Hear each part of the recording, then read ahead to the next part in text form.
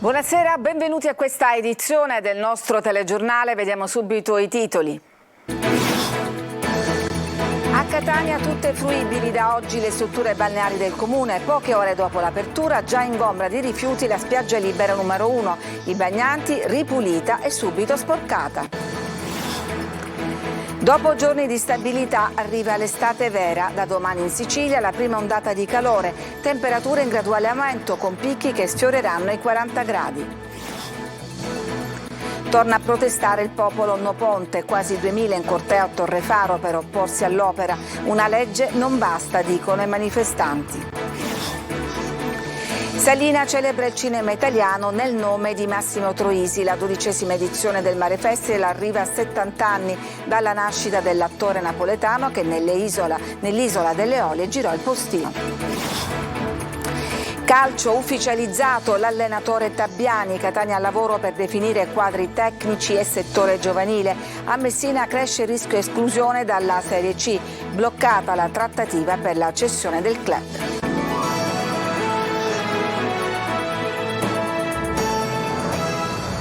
Dunque, come avete sentito dai titoli, da questa mattina tutte le strutture, spiagge e solarium a Catania sono fruibili dai bagnanti. Brutta la sorpresa però per chi ha scelto la spiaggia libera numero 1 perché era già a poche ore dall'apertura piena di rifiuti. Vediamo il servizio con Simona Mazzone. Con l'apertura della spiaggia libera numero 1 alla Playa si può dire che la stagione estiva è definitivamente cominciata a Catania, dopo le altre due già fruibili da qualche giorno, così come la discesa a mare di San Giovanni Licuti e la piattaforma in Piazza Europa. Anche se qui, nella spiaggia numero 1, la stagione si è aperta non nel migliore dei modi. Cumuli di spazzatura, sporcizia e insidiosi cocci di vetro che spuntano dalla sabbia. Gli assidui frequentatori della spiaggia comunale più grande tra le tre hanno avuto un'amara sorpresa, ma assicurano che il comune provvede alla pulizia. La responsabilità è dei soliti incivili che non si curano della propria città. Le persone si lamentano, ma si lamentano per loro stessi, perché la spazzatura la fanno loro stessi. Comunque qua il comune pulisce. Purtroppo la puliscono e dopo 10 minuti è tutta sporca. Purtroppo le persone buttano di tutto e poi se ne vanno ed è sbagliatissimo. La prima spiaggia libera è sempre stata così comunque. Lei la frequenta tutti gli anni? Sì, di solito sì, perché abito anche qui vicino e mi viene più vicino a venire.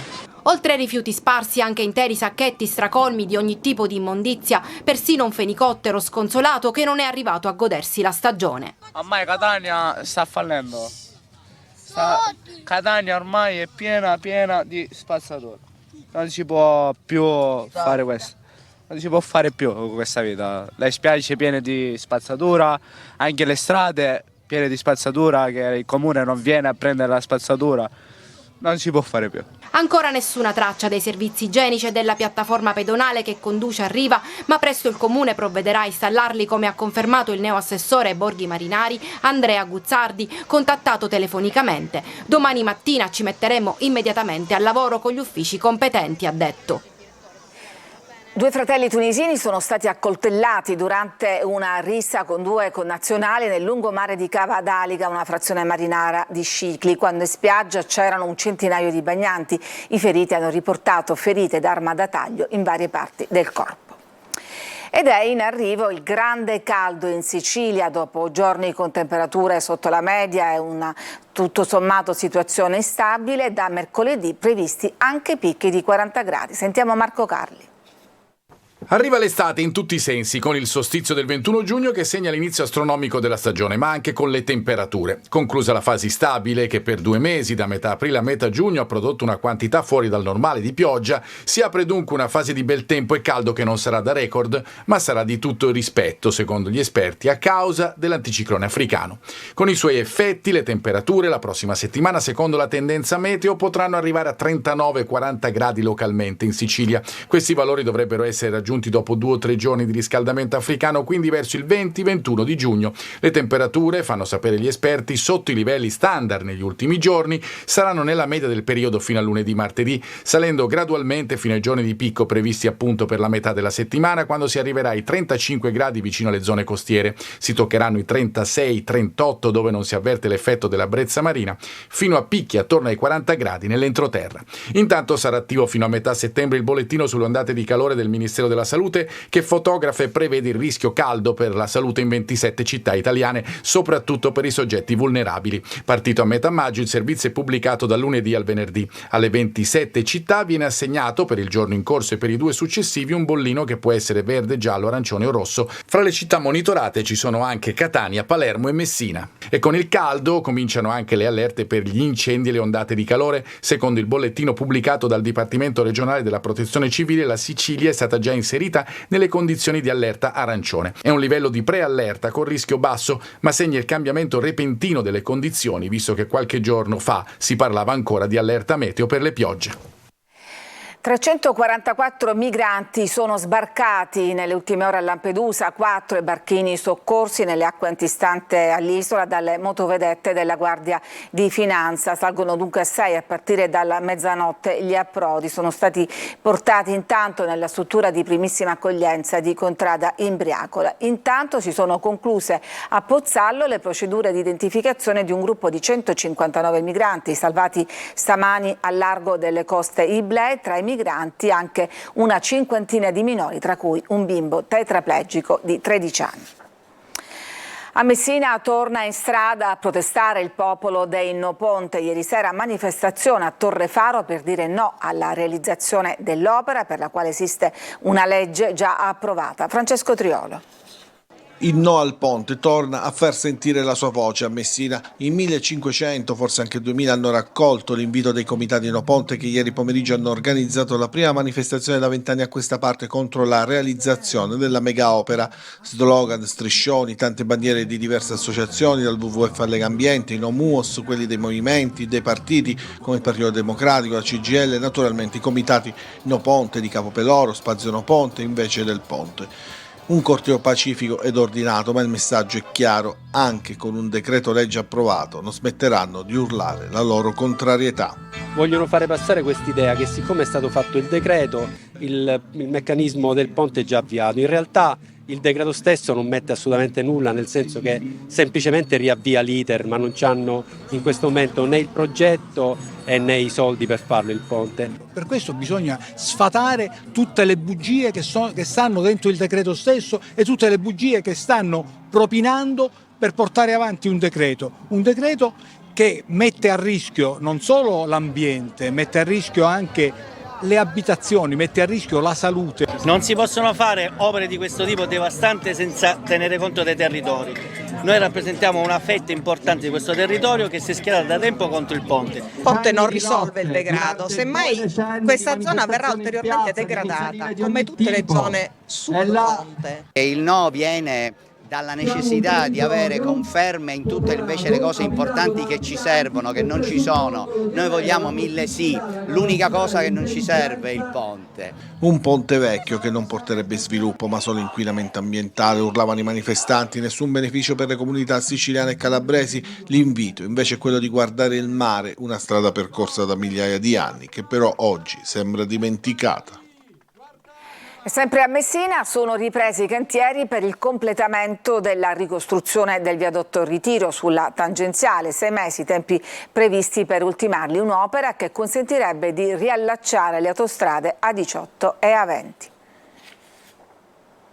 Oltre il 90% dell'opera completata, ma con i lavori fermi per un mese, con la preoccupazione che il viadotto Ritiro, anello di congiunzione tra le autostrade Messina-Catania e Messina-Palermo, fondamentale per la mobilità non solo di Messina ma di tutto il territorio, potesse rimanere un'incompiuta. Invece oggi, a meno di clamorose sorprese, questa è un'eventualità che dovrebbe essere scongiurata. Il cantiere avviato 6 anni fa e che sarebbe dovuto durare 24 mesi ha come progetto la ricostruzione del viadotto da 900 metri che sovrasta il rione di Giostra, il braccio di ferro tra la Totocostruzioni ed Autostrade Siciliane per il riconoscimento degli stadi di avanzamento lavori ha trovato un punto d'accordo e l'azienda che sta realizzando l'opera ha potuto riaprire il cantiere dopo aver rinnovato il DURC. Il primo passaggio fondamentale sarà quello di realizzare un bypass sullo svincolo di Boccetta che consente agli automobilisti provenienti da Palermo di poter proseguire verso Catania. C'è la necessità infatti di dover chiudere l'uscita di Giostra per consentire la demolizione dell'ultima campata del viadotto lato monte, passaggio che potrà essere compiuto una volta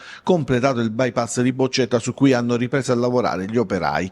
Operazioni che dovrebbero essere completate entro il 26 giugno e quindi da quel momento si lavorerà sulla demolizione e la ricostruzione del viadotto, che secondo le previsioni del progetto dovrebbe essere conclusa entro 6 mesi, anche se ci sono buone speranze che già alla fine di novembre si potrebbe vedere l'opera completata. Poi, per l'effettiva riapertura occorreranno almeno altri 40 giorni, 2 mesi, per le prove di carico e di collaudi, ma la strada ormai sembra essere in discesa per un'opera che da 6 anni impone pesanti ripercussioni anche sulla viabilità cittadina.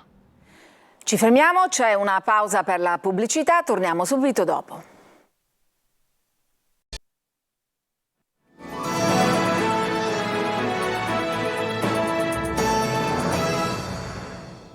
In studio a Salina si torna a celebrare il cinema con il Mare Festival, che ogni anno richiama importanti nomi dello spettacolo e tantissimi turisti. Commosso tributo al grande Massimo Troisi, che proprio in quest'isola delle Eolie girò il postino. Sentiamo Eva Spampinato.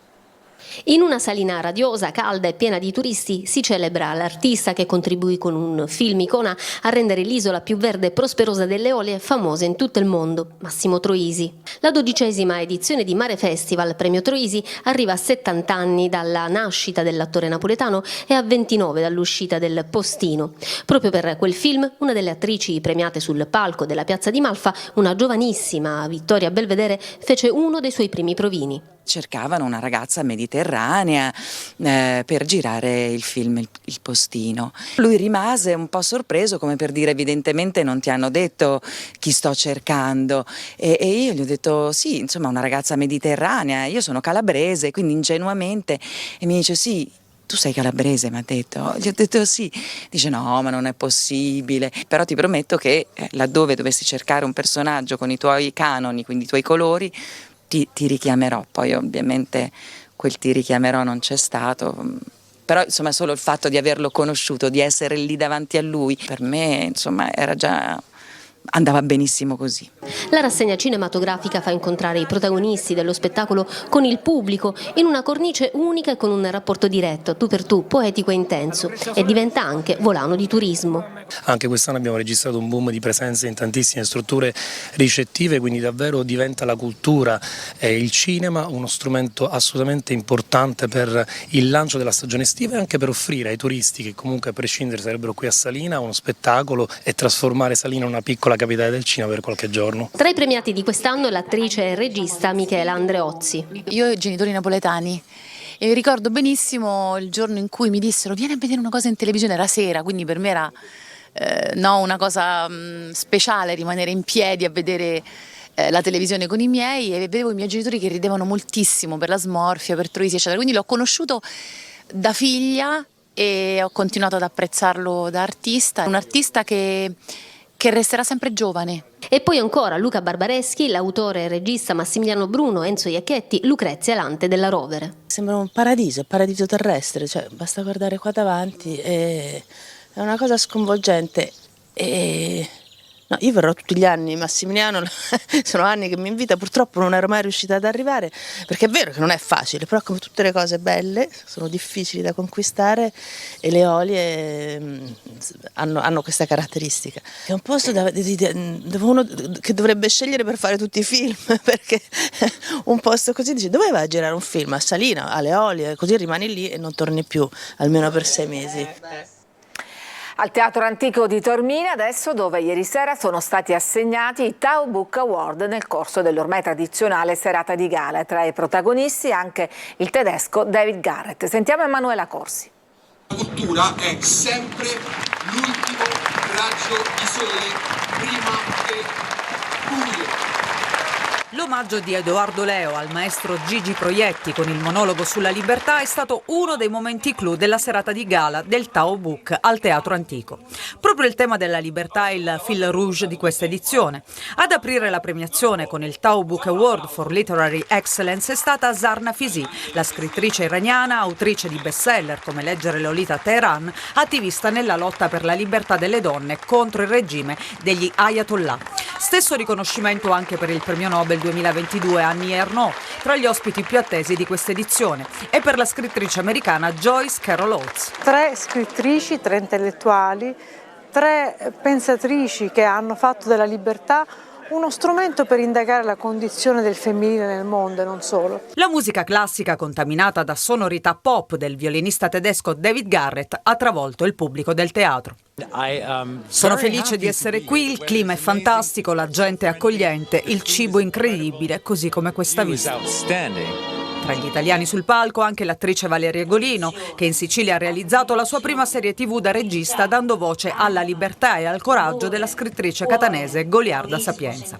A ricevere il Tao Book Award anche la cantante siciliana Levante, che ha emozionato il pubblico con il brano Mi manchi, e il regista e attore Michele Placido. A volte quando vado al nord dico, a parte che a me a Roma, ma anche in Germania, in francese mi chiamano il siciliano. Ma davvero? Tra i premiati ancora la direttrice d'orchestra del Bellini Gianna Fratta, lo scultore italiano Giuseppe Penone, la coreografa Giulia Staccioli. Il premio per la scienza è stato conquistato da David Quammen, scrittore e giornalista del National Geographic, mentre l'ultimo Tao Book Award è stato consegnato al presidente del Catania, Ross Pelligra. La serata è stata condotta anche quest'anno da Massimiliano Ossini e dal presidente e direttore artistico di Tao Book, Antonella Ferrara. Ci fermiamo ancora e poi torniamo con la pagina sportiva.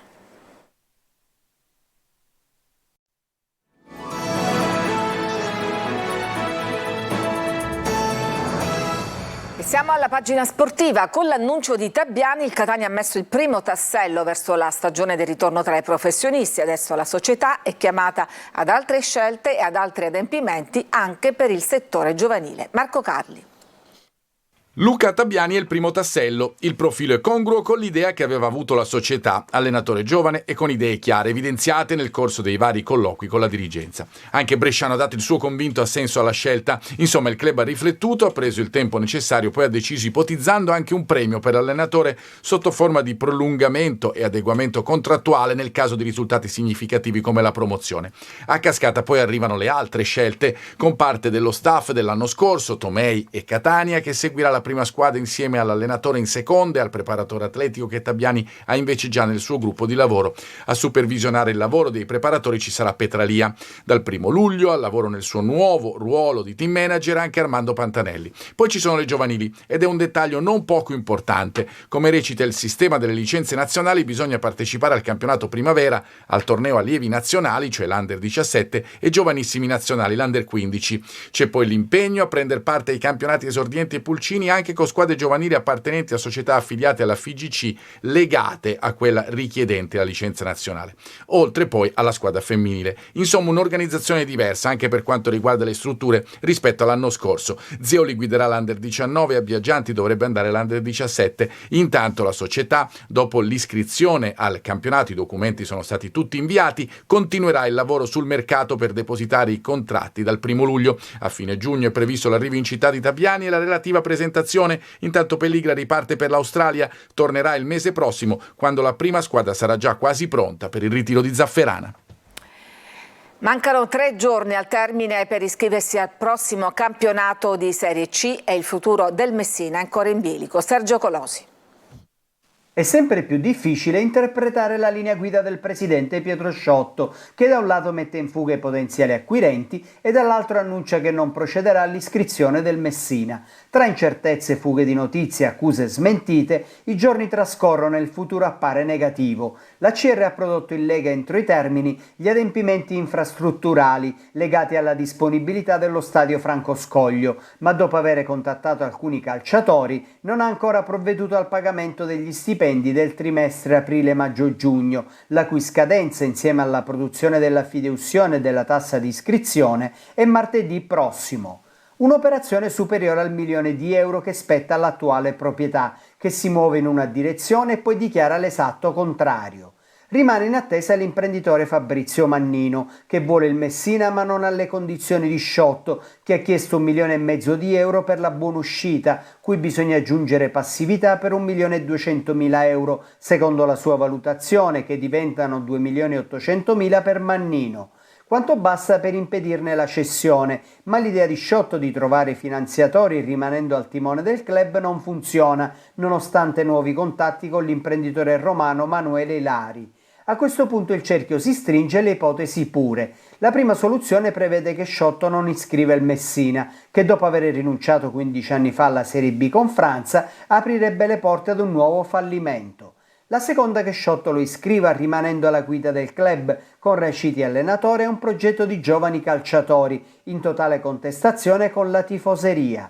La terza che dopo l'iscrizione cede il club a più ragionevoli pretese economiche rispetto alle attuali, ma smentirebbe se stesso e mesi di continue trattative. Di positivo c'è che l'attesa si è quasi conclusa.